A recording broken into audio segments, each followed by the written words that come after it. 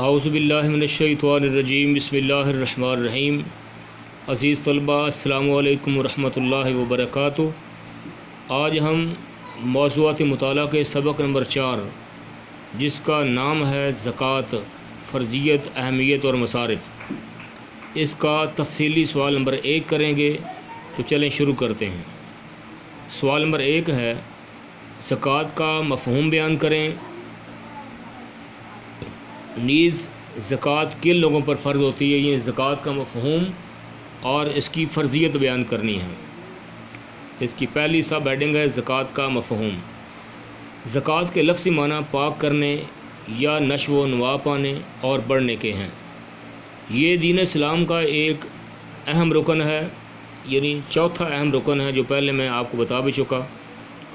اگر نماز جسمانی عبادت ہے تو زکوٰۃ مالی عبادت ہے، اور یہ تمام مسلمانوں پر فرض نہیں ہے بلکہ ان میں سے صرف صاحب نصاب مسلمانوں پر فرض ہوتی ہے، جس کی مقدار کل مال کا 40واں حصہ یا 2.5% ہے۔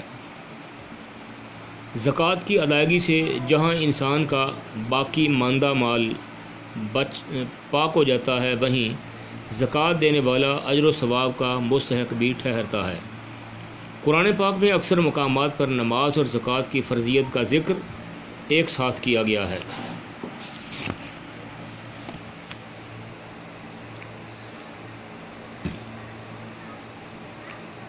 قرآن پاک میں اقیموا الصلاۃ و آتوا الزکاۃ، یعنی نماز قائم کرو اور زکوٰۃ ادا کرو، اس کا حکم بار بار آیا ہے۔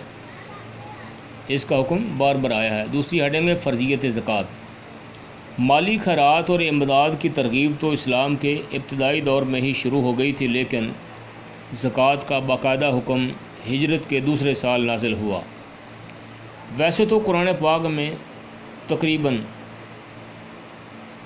82 مقامات پر زکوٰۃ کی ادائیگی کا حکم آیا ہے، لیکن سورہ توبہ میں اللہ تعالیٰ کا فرمان یہ ہے، خذ من اموالہم صدقۃ تطہرہم وتزکیہم بہا وصلی علیہم۔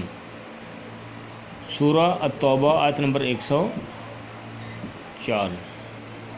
ترجمہ: ان کے مال سے زکوٰۃ لو کہ اس سے تو انہیں پاک صاف کر دے اور ان کے لیے دعائے خیر کرو۔ تیسری ہیڈنگ ہے نصاب زکوٰۃ۔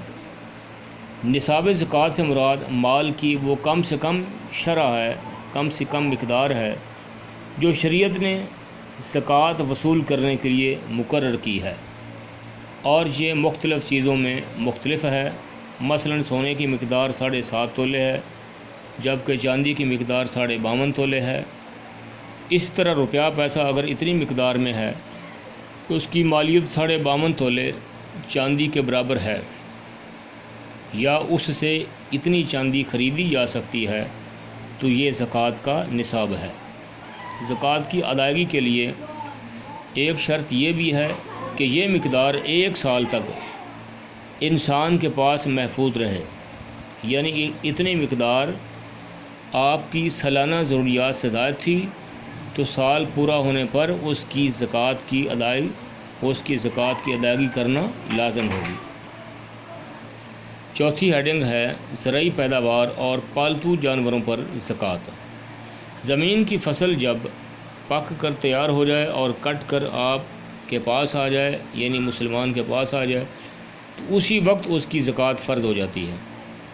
اس کی مقدار نہری زمین کے لیے یا چشمے اور ٹیوب ویل وغیرہ سے سیراب کی جانے والی زمین کے لیے نصف العشر یعنی 20واں حصہ ہے، اور بارانی زمین کے لیے ایسی زمین جہاں پہ فصل صرف بارش کے پانی سے ہی ہو، ایسی زمین کو بارانی زمین کہا جاتا ہے۔ تو بارانی زمین کے لیے عشر یعنی 10واں حصہ ہے، کیونکہ اس میں محنت بہت کم انسان کی محنت لگتی ہے، انسان کو بہت کم محنت کرنا پڑتی ہے اور فصل حاصل ہو جاتی ہے۔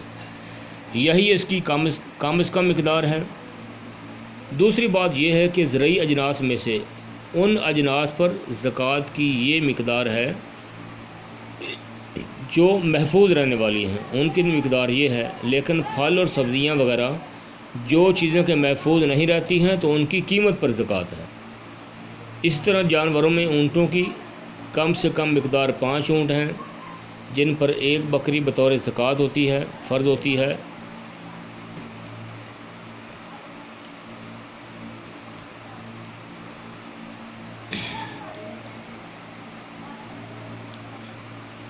کم از کم 30 گائے بھینسوں پر 1 سال کا بچڑا یا بچیا اور سال پر اور 40 اگر ان کی تعداد ہو تو 2 سال کا بچڑا یا بچیا زکوٰۃ دی جائے گی۔ بکریوں کی کم از کم مقدار 40 بکریاں ہیں جن پر ایک بکری بطور زکوٰۃ دی جاتی ہے۔ 5ویں ہیڈنگ ہے جن چیزوں پر زکوٰۃ فرض نہیں۔ گھریلو استعمال کی اشیاء مثلاً کپڑے، جوتے، فرنیچر، استعمال کے برتن اور الیکٹرانک کا سامان وغیرہ، رہائش کے مکان اور سواری وغیرہ پر زکوٰۃ فرض نہیں ہے، خواہ یہ چیزیں کتنی ہی قیمتی کیوں نہ ہوں۔ عزیز طلبہ، ہمارا ایک سوال مکمل ہوا پہلا۔ میں امید کرتا ہوں کہ آپ کو سمجھ آ چکی ہوگی۔ آپ سارے تفصیلی سوال کو اچھے طریقے سے یاد کریں، یہ آپ کی ڈائری ہے۔ وما علیہ الا البلاغ المبین۔